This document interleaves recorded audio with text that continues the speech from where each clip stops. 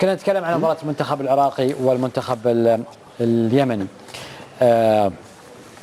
كان في لقاء مع أحد اللاعبين المنتخب اليمني اللي هو ناصر محمدو. خلينا نشوف ايش قال وبنرجع نتناقش. تحية لك خالد، يعطيك العافية ونرحب فيكم مشاهدينا ومتابعين قنوات الكأس الرياضية. ملحمة جماهيرية ومباراة قوية وفوز عريض للمنتخب العراقي على المنتخب اليمني ب5 أهداف مقابل لا شيء. معنا اللاعب ناصر محمدو من منتخب اليمن. في البداية نقول لكم هارد لك.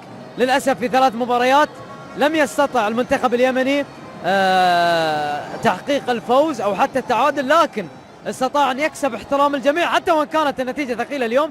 لكن في النهاية شفنا منتخب اليمن قدم كرة جميلة خلال المباريات ال3 السابقة، فنقول لكم هارد لك. أول شيء بسم الله الرحمن الرحيم، نقدم اعتذارنا للشعب اليمني وللجمهورنا. كلنا ما كنا متوقعين هذا الشيء، بس لا نكذب على أنفسنا، هذا واقعنا وهذا حالنا. خلينا نخرج عن نص الرياضة شوية. مسؤوليننا حكامنا، يعني العالم تعطف علينا، أنتم متى تعطفوا علينا؟ متى تشوفوا وضعنا؟ يعني متى نرجع؟ متى نحس عندنا دوري، لاعبين محترفين بأماكن بدول الخليج وبغيرها؟ يعني والله تعبنا من هذا الحال. واصل واحنا نقدم الاعتذار، صحيح نقدم الاعتذار، هذا حالنا. لاعبين لأول مرة يلعبوا بطولة، احنا ما جينا للمنافسة، ليش نكذب على انفسنا؟ احنا جينا لاعداد لاعبين شباب لأول مرة، لاعبين ما لاعبين دوري. لهذا نقدم اعتذارنا لجمهورنا. حاولنا نسعدكم، حاولنا نقدم شيء ولو بسيط لإسعادكم، بس الحمد لله هذا واقعنا وهذا حالنا. أنا ايش قلت لك في سؤالي؟ قلت لك أنتم قدمتوا كرة قدم جميلة وحلوة، وأنا أعتقد أن نقدر نعتبر هالبطولة انطلاقة، وحتى لو ما نافستوا على البطولة لكن في النهاية نقدر نشوفها انطلاقة للأيام الجميلة اللي جاية. فتفاؤلوا بالخير تجدوه، وارفع راسك وأنت عارف أنك قدمت الكثير في هذه البطولة. إن شاء الله احنا متفائلين، وإن شاء الله حالنا يتحسن، وشكرا لتعاطفكم معنا، والحمد لله قدر الله ما شاء فعل. احنا واحد في النهاية وهارد لك وامتعتونا، وللأسف بنشوفكم برا البطولة، لكن إن شاء الله القادم دائما يكون أفضل. ناصر الله يعطيك العافية. الله يعافيك حبيبي. أشوف ابتسامتك. الله يحفظك. بس خلاص حبيبي يعطيك العافية، الله يحفظك. مثل ما تابعنا ناصر وحديثه عن المنتخب اليمني في عدة أمور، لكن بصراحة المرة الأولى والثانية المنتخب اليمني قدم الكثير.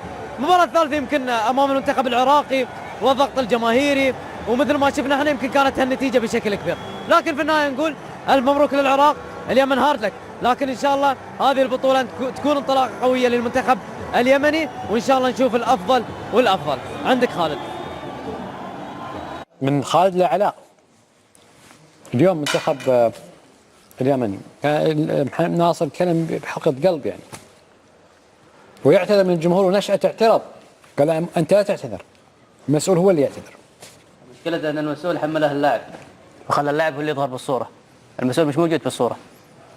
المسؤول موجود في الصور لما يحقق المنتخب اليمني إنجاز، تحصل المسؤولين جميعهم موجودين، لكن وقت الخسارة لا، اللاعب هو اللي يتحمل هذا مستواهم، هذا اللي قدمنا لهم، احنا عملنا لهم، سوينا لهم.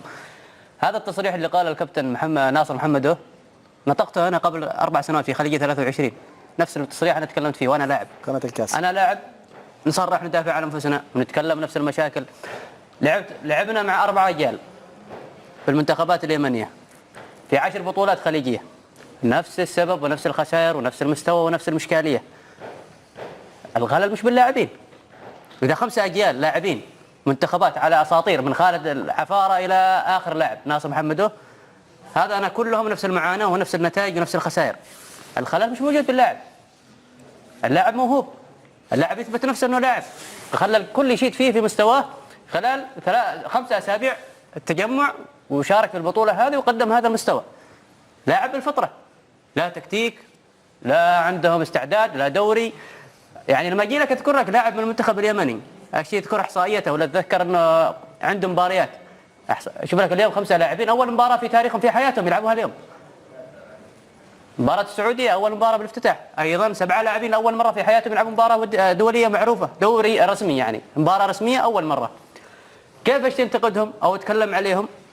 اتحادنا داري فين الخلل، وزارة الشباب داري وين الخلل، رئيس الوزراء داري وين الخلل، رئيس الجمهورية داري وين الخلل. طيب ما دام دارين وين الداء؟ ليش ما تشوفوا وين الدواء؟ كل مرة نفس السيناريو، نفس الإعادة. والله ما استعدينا، عندنا مشاكل، عندنا نقص إمكانيات، عندنا الوضع حرب، الوضع مدري إيش. الى متى؟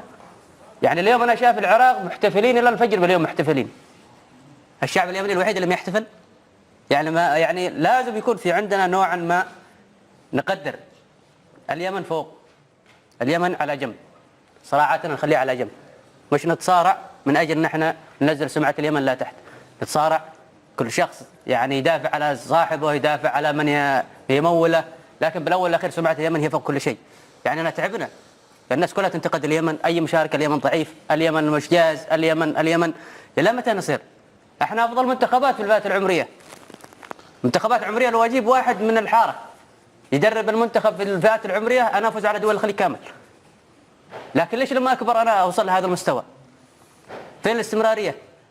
يعني نتكلم مع من عندكم مشاكل، في مشاكل بين الاتحاد بين الوزاره، سدوا بينكم يا اخي، خلوا اليمن على جنب. مش هذا الاعلامي يدافع عن نفسه وهذا الاعلامي يدافع على مسؤوله. يا اخي خلوا مصلحه اليمن فوق كل شيء. لازم نجتمع، لازم نصلح، في عندنا خامات، في عندنا ناس عندهم فكر يريدوا تطوير اليمن، استغلوهم، خلوهم يشتغلوا لليمن، اعطوا المجال للجميع انه يشتغل من اجل الكره اليمنيه. يا اخي انا ما اتكلم ان ما عندي مواهب حتى اني اتعب في الموضوع ولا اني اتعب يعني بانتاج منتخب كبير.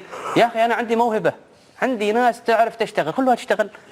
يعني منتخب ما عنده اي مباراه وديه واعذار يجي يشارك في البطوله هذه وبالاخير يقولوا والله احنا قدمنا بس ما حد استجاب لنا. يا اخي في خلل، الاتحاد في منظومته داخل في خلل موجود والكل يعلم فيها.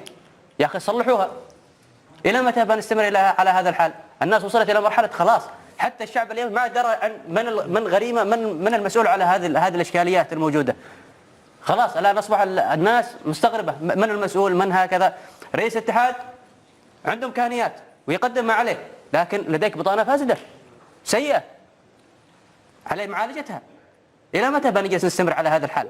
صحيح يقدم ومظلوم ايضا نوعا ما، رئيس الاتحاد مظلوم يعني من اللي حواليه، هم خلوه المتهم الاول، دعم ويعطي ولكن ايضا كمان في ناس عندنا مريان يعمل حمله ويتكلم لكن ما عنده الشجاعه يقول انا بمسك رئاسه الاتحاد. كلهم بس حاولين يعملوا فتنه ونقاشات وتواصل اجتماعي على الاتحاد وعلى الوزاره وعلى، احنا عندنا منظومه كامله منتهيه على الرياضه. غيبوا الشعب عن الرياضه، الشعب يشتي يفرح يا جماعه الخير. احنا نفرح لما يفوز العراق، نفرح لما يفوز قطر، نفرح لما يفوز السعوديه، نفرح للعالم كامل نفرح، الا لبلادنا ما نفرح. لا متى؟ انا ولا لاعب عانينا لما تعبنا واحنا نتعذر ونجيب اعذار ونطالب ونريد، لكن ما حد يريدك. لما تتكلم وتطالب ما حد يريدك. تصريح ناصر محمد لو كان قبل 5 سنوات او قبل 10 سنوات بيستبعد من المنتخب التصريح هذا. لكن الان خلاص اصبح الناس عندها رؤيه وعندها وضوح اللي يحصل. يا اخي احنا تعبنا واحنا الاعلام الخليجي ساندنا، المنتخب اليمني قدم وقدم. طيب يا جماعه الخير احتفظوا بهذا المنتخب. عندي منتخب ناشئين اخذ بطوله غرب اسيا وعنده الان استعدادات. يا اخي حافظوا عليه، ابنوا عليه يا اخي، وقف. ما عندي منتخب اقدر اشارك فيه يا اخي انا اوقف المشاركه. يجوز يا اخي، مش خلاص لازم ان انا اشارك عشان اوري ان اليمن اضعف منتخب وانقل مشاكلي للاعلام عشان يتكلم فيها. عندنا معاناه، اليوم عندنا 5 لاعبين يتعالجوا عند الدكتور العماني، ما عندنا حتى طب مثل الناس. الكل يتعالج عند الدكتور العماني في المنتخب. الحارس مصاب، الظهير مصاب، المتاخر مصاب، كلهم يتعالجوا. يعني احنا ايش امكانياتنا؟ هل وقت السفريات كل واحد صاحبي صديقي رفيقي؟ نحن نشتي الحق، يكون الحق لاهله. لما نتكلم على هذا الشيء يا اخي احنا كرة القدم هي رسالة. كرة القدم هي كل شيء. إذا رئاسة الجمهورية ما تهتم بكرة القدم فهذه مصيبة كبيرة، إذا رئاسة الوزارة ما تلتفت للشعب والكرة القدم فهذه مصيبة أعظم. احنا ما نجي نحمل بالاخير نجي نقول وين دور الوزارة وين دور الاتحاد. إذا كانوا الكبار مو مهتمين بهذا الشيء فهذا أكيد بيكونوا مش مهتمين. الشعب متعطش، شعب رياضي، شعب يغلق الشوارع احتفالات في المنتخبات العربية لما تفوز في كأس العالم ما تتأهل. إلى عندنا احنا منتخب الناشئين فزنا فوز بطولة غرب آسيا، أعتقد الجميع لو أخذها بيقولوا لهم مبروك فقط لا غير، إلا اليمن. عملنا احتفال من أول اليمن إلى آخر اليمن. لا توقفت الحرب. توقفت الحرب عن بكرة أبيها لما وصل المنتخب إلى اليمن. تكريم المنتخب من جميع الأطراف السياسية كامل، المتصارعة. المنتخب يذهب أي مكان. تكريم، إيقاف الشوارع، الاستقبال من جميع الأماكن، يعني حتى أنه ناس تطلع فوق أماكن ما يطلعها بني آدم. ليش هذا كله احتفال بمنتخب حقق غرب اسيا؟ لو حققها اي منتخب خليجي والله بتقولوا له مبروك وجزاكم الله خير وشكرا روحوا بيتكم، لكن احنا متعطشين لفرحه، وهذا اللي حصل عندنا. احنا لا متى بنستمر الى كذا؟ الى متى؟ يعني احنا تعبنا واحنا لاعبين ونتعب واحنا بطلنا رياضه والجمهور ايضا تعبان، الى متى بنستمر؟ هذه رساله نوجهها الى رئاسه الجمهوريه، الى رئيس مجلس الوزراء، الى وزير الشباب والرياضه، الى رئيس الاتحاد. لابد ان يكون في دعم خاص للشباب. كرة القدم هي لغة العالم، الآن لما تقول سفراء في دول واحد يعرف منهم، لكن لما تذكر اسم لاعب يعرفه مباشرة. خلاص أصبحت الرياضة هي واجهة الدول. الرياضة هي واجهة الدول، إلا اليمني أصبحنا نعاني. اللاعب أخي كم جهد اللاعب هذا يحصل شتم من جمهوره. نلعب مباراة يخسر 3 4 5، في حد يعرف إيش اللي يعانيه اللاعب هذا؟ إذا كان اللاعب في تاريخه في السنة كامل هذا اللاعب في السنة كامل راتبه في السنة كامل راتبه 600 ريال سعودي في السنة كامل، 600 ريال سعودي، يعني يمكن ما حد يستوعبها منكم. وعاد احنا نشوفها يقول لك كثر الله خيرهم اعطوهم كثير. هذا وضعنا السيء. عقود لا رياضة موجودة في الأندية، لا رياضة موجودة في البلد. رئاسة الأندية مستمتعة بإيقاف الدوري، لديها إيجارات محلات تستلمها الأندية إلى خزينتها وما في عندهم أي خرج للدوري. اللاعب اليمني هذا المنتخب يستلم 600 في السنة، ما بالك لما يكون اللاعب في النادي إذا هو لاعب سوبر راتبه 200 ريال سعودي. تتكلم على 170 دولار في السنة تقريبا. إيه؟ في السنة. في السنة كامل. اللاعب اليمني في المنتخب 600 ريال سعودي راتبه، لأنه يعسكر 4 أشهر، الراتب الواحد 40 دولار. يعني كم؟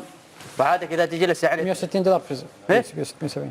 يعني احنا نتكلم عن إمكانيات. اليمن لا تحتاج إلى دولة تدعمها، عندنا خير كبير. اليمن عندها خير كبير موجود، وعندها القدرة أنها ترفع شأن الرياضة بشكل كبير. عندنا إمكانيات، عندنا موارد، عندنا أموال، لكن لا يوجد من يدير الرياضة بشكل صحيح من رئاسة الهرم. من رئاسة الهرم إلى أصغر شخص. لما تدخل أنت تشوف الكفاءات الموجودة يا أخي كلها مصالح، ما في شغل. الأغلب مصالح، موجود موظف خلاص أدافع.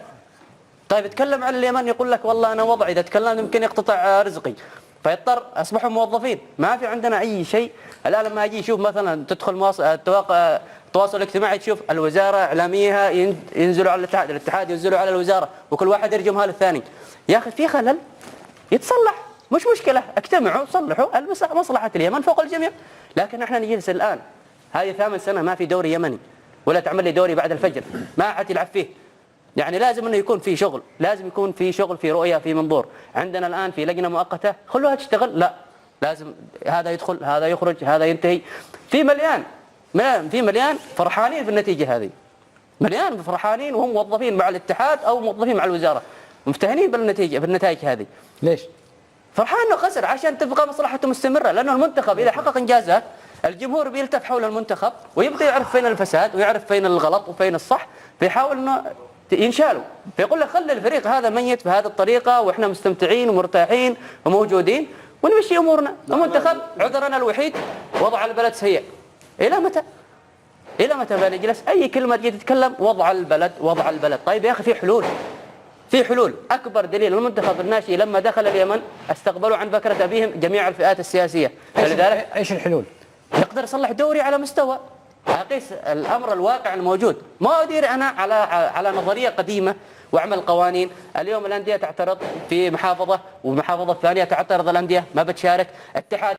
نتعرف على موعد مباراة قطر والإمارات والقنوات الناقلة، حيث تستضيف مدينة البصرة العراقية النسخة الجديدة من كأس الخليج العربي للعام 23، حيث من المتوقع أن تشهد هذه المباريات العديدة من الأجواء المثيرة والحماسية من قبل اللاعبين والمشجعين للدوري الخليجي.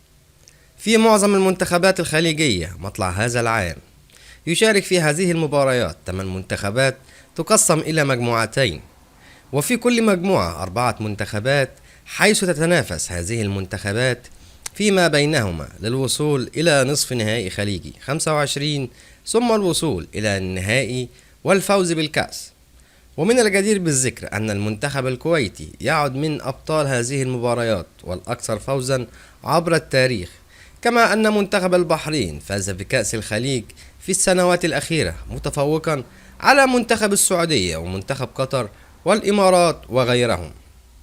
موعد مباراة قطر والإمارات والقنوات الناقلة.